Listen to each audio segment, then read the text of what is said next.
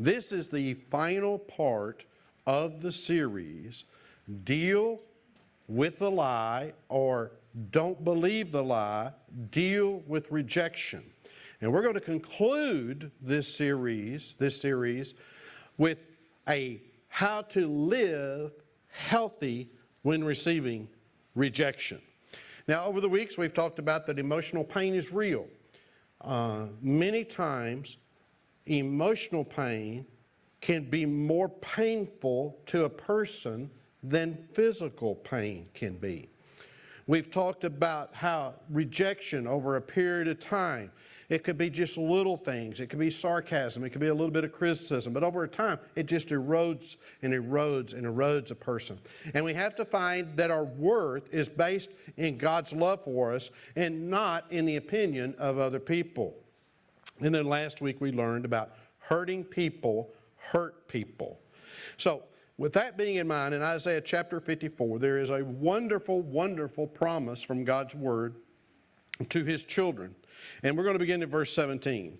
It says, "But in that coming day, no weapon turned against you will succeed. You will silence every voice raised up to accuse you. These benefits are enjoyed by the servants of the Lord." I like that. It's not a conditional thing. It says, these benefits are enjoyed by the servants of the Lord. Their vindication will come from me. I, the Lord, have spoken. So this morning I want to give you four simple things or four ways to process rejection in a way that will become healthy.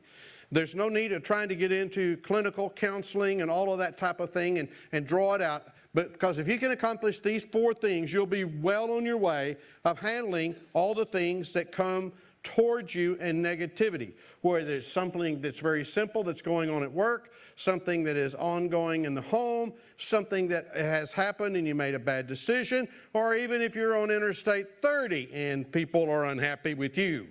You'll be able to deal with the rejection, or at the drive-thru at McDonald's or wherever your choice of food is. So, number one is this. Think about becoming like Teflon. Nothing sticks. I would like to tell you that you could live in a world and live in a place where no one would ever say anything negative to you, that the people would love you and accept you just as you are, and that just your presence in the room would bring great joy to everyone. But I have found in my life that is not necessarily reality. So things are going to be said, things are going to be done, little comments will come. You have to become like Teflon and don't let it stick. Here is something that I learned over the years. When I was so consumed about what other people thought about me, my emotions were all over the place. And when I got to the place that I just knew people were going to say stuff, things were going to be said, that I just said, okay, whatever. I learned it really wasn't that many bad things coming toward me. It was the things that I perceived that, what did they mean by that? How was their tone of voice? How was they sitting? What was their body language? What was the context? That I'd let my mind go wild, and I would internalize it, and I would get depressed. But when I realized that, okay, that stuff's going to keep coming, how much of it's actually real, then there really wasn't that many negative things being said. Now, early on in ministry, I had a mentor by the name of Dr. Ralph Merowitz. Dr. Ralph Merowitz actually served as a pastor in Oklahoma and then in Harrison, Arkansas for about 15 years. And he once made a joke. He said, if you want to experience rejection, be a Messianic Jewish pastor of a non-denominational church in that city. And he went through some of the things that happened to him over the years. But he made this statement to me. He said, Rick, if you're going to serve people, you have to have the skin of a rhinoceros and a heart of a lamb. Well, now, I don't know much about rhinoceroses. They're not running around in my backyard. I've just never been around one. But a rhinoceros, as you know, has that thick body armor skin.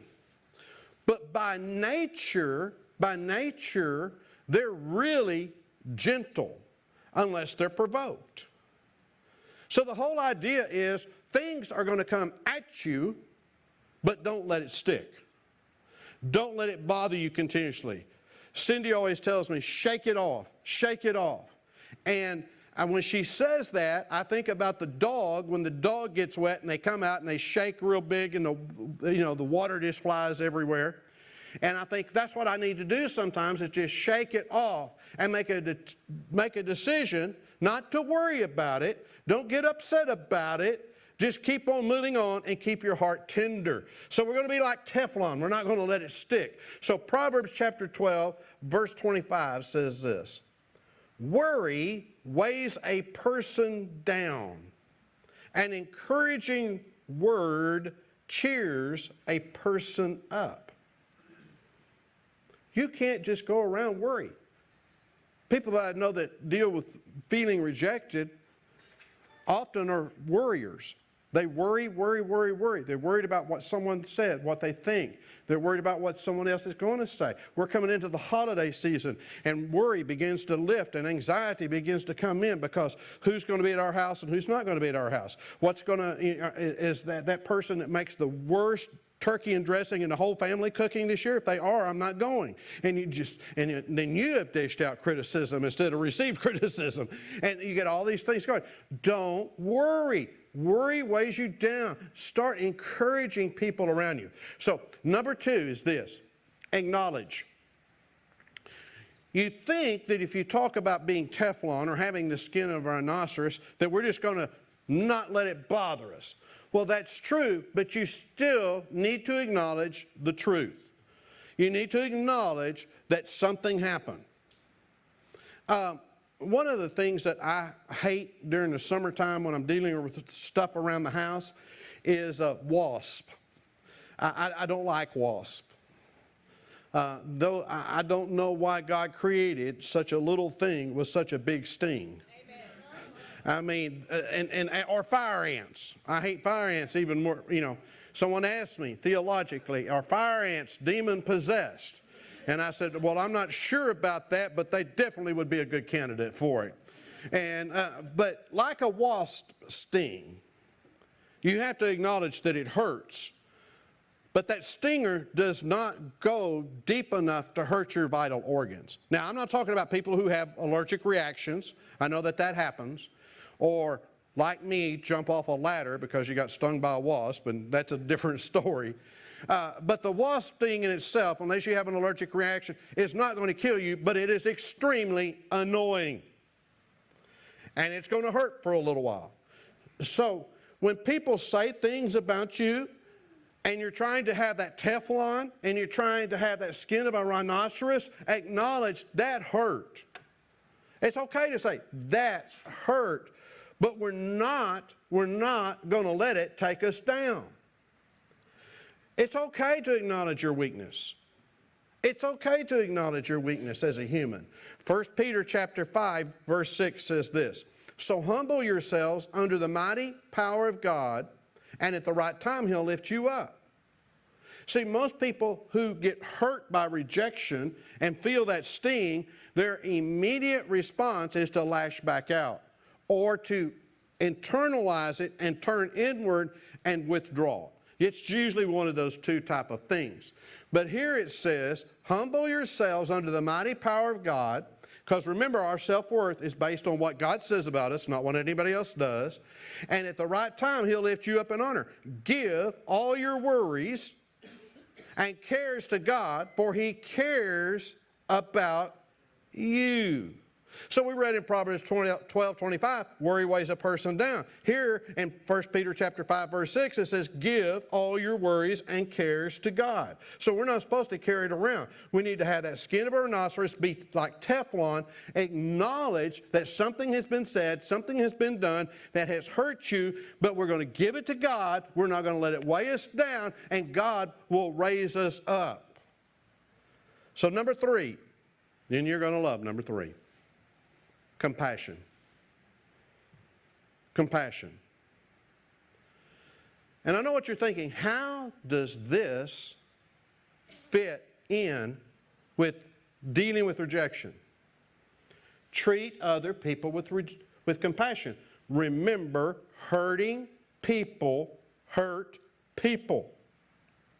And if you return your hurt with hurting him more, then they will continue to hurt. And because they continue to hurt, hurting people will continue to hurt you back. And it's a vicious cycle. I see it all the time in families. So what do? Ask God to heal their heart and their mind. Many times when someone's going through a difficult situation and maybe they've seen that type of situation in a family before, they'll say, how do I need to pray? And I'll say, pray for that other person as you wished someone would have prayed for you when you went through something similar. Think about that for a second. If you're going through financial difficult times, pray for them like you wished someone would have prayed for you when you went through financial difficult times. If someone's sick, pray for them like you wish someone would have prayed for you. If it's a relationship issue, whatever it could be, people hand out rejection many times because they're hurting. And we want to take it personally instead of saying, God, here is this person. Please heal their heart and heal their mind so that they can have happiness and not be reaching out and hurting other people. Now, in my days of stinking thinking, that was not good. I wished people would pray for me like I pray for people now. I try to not to make it a big deal. I try not to make it a big, long theological type of thing that's left for intercessory type of prayer, and I do that. But the bottom line is we want to build people up, not tear people down. We want to show compassion so that they can get healed, so that their thoughts and their feelings are not lashing out something that's evil. And we say, well, wait a minute, we're dealing with me being rejected. Well, if you work with that person or you live with that person or their extended family, them being healed and being set free of that rejection, and so they become healthy, makes your life a whole lot better.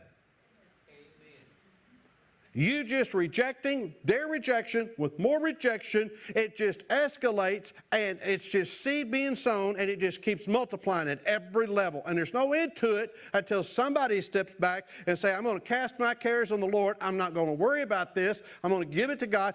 God, will you please heal their heart and heal their mind? I don't know what happened there, but something's bothering them. Please heal them, Lord, just like you healed me.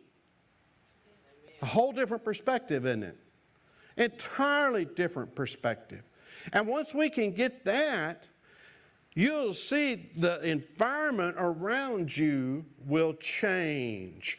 Ephesians chapter 4, verse 31. This is one of those what I call grow-up scriptures. Listen to it closely. I'm going to read it slowly because so many times we just read through it and don't let it soak in. I want you to listen to it closely. This is a commandment from the Apostle Paul to the church in Ephesus, to the church members there in Ephesus, and listen to what he says. Get rid of. Well, whose responsibility is it to get rid of? The people he is talking to. Well, who is he talking to? The people that possess the following things. So if you possess one of these following things, then what the Lord is telling you is that you need to make a choice to get rid of it. Nobody said amen there. Amen. Get rid of all bitterness. Get rid of all rage. I don't care how mad you are at the football coach right now. Oh, you are listening. Being bitter and having rage over it's not going to help anything. Doesn't help anything. Get rid of all bitterness, rage, anger. The next one for me is harsh words, And I told people those were not harsh words. It's just the truth and you need to deal with it, which I learned later was harsh words. Get rid of all the bitterness, rage, anger, harsh words, and slander. Slander. Well, I was telling the truth. No, you were repeating what you read on social media. I'm letting it sink in. If you do not have firsthand knowledge of it, it's probably slander. As well as all types of evil behavior. Let's go back to the first 4 words of this verse. Get rid of all. How much is all? Everything. Whose responsibility is it? The Lord didn't say, I'm going to take that from you. He says, you've got to get rid of it. You have to make a decision. Verse 32. Instead, okay, here's the instead part. Be kind to one another. I know what you're thinking. They don't deserve it. Maybe not, but you're commanded to be kind. Be tenderhearted. Have the skin of a rhinoceros, but the heart of a lamb. Forgiving one another. Well, I can't forgive them. Well, I think Jesus was pretty clear. If you can't forgive, then neither will you be forgiven. Well, they don't deserve to be forgiven. Well, most of us weren't either. Forgive one another, just as God, through Christ, has forgiven you. Now, let me read these 2 verses again, like we usually do, as I've read many times, and it sounds better. And it just says this: get rid of all the bitterness, get rid of all the rage, get rid of all the anger, get rid of all the harsh words, and get rid of the slander, as well as all types of evil behavior. Instead, be kind to each other. That means everybody. Be tender-hearted. Don't be criticizing one another. Matthew chapter 7 says, if you judge one another, you'll be judged with the same measure that you have been judging other people. Be tender-hearted, forgiving one another, because our relationship with Christ is determined by our ability to forgive other people. Number 4 is this: learn from it. Sometimes we do need to simply listen to what was said, and maybe it was said in a condemnation way, critical way, and it made us feel rejection. But is there any truth in what they said? Is there something that I need to change?